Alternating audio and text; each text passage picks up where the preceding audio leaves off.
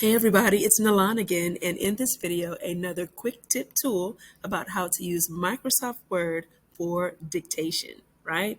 And ease of back and forth communication for translation, especially with our English language learners.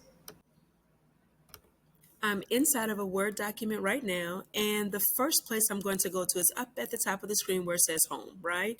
If you scroll all the way over to the right, you will notice this tool that says Dictate. Now, I'm going to link another video here, right, from Mike Tholfsen with Microsoft EDU, who will go over some formatting tips and tricks. But I just wanted to share with you how cool it is to be able to use this tool and vice versa for your students or your multilingual language learners, right?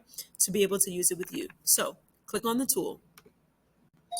Once I start talking, it is going to pick up everything. So if you don't want it to type while you are texting, you must hit the microphone again.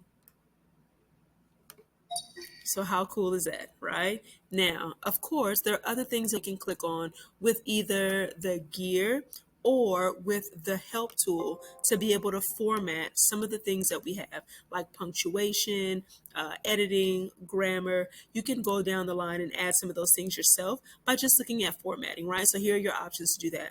But I said that this is a great tool to be able to use twofold. So the first thing I'm going to share with you is how to translate the document over. And I believe most of us are clear in that. I've already linked another video to something that I created recently about translating the document, okay? So once we're inside of a Word document, we're going to come up to the Review tab.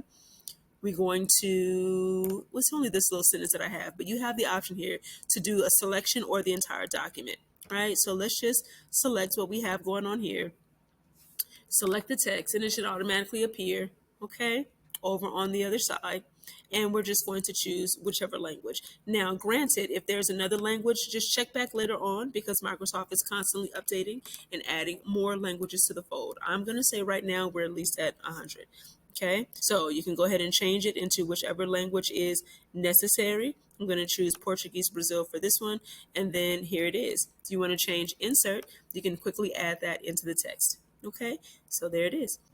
Thanks for watching part one. Be sure to stay tuned for part two, okay? Using the dictate tool in a different language for your classroom.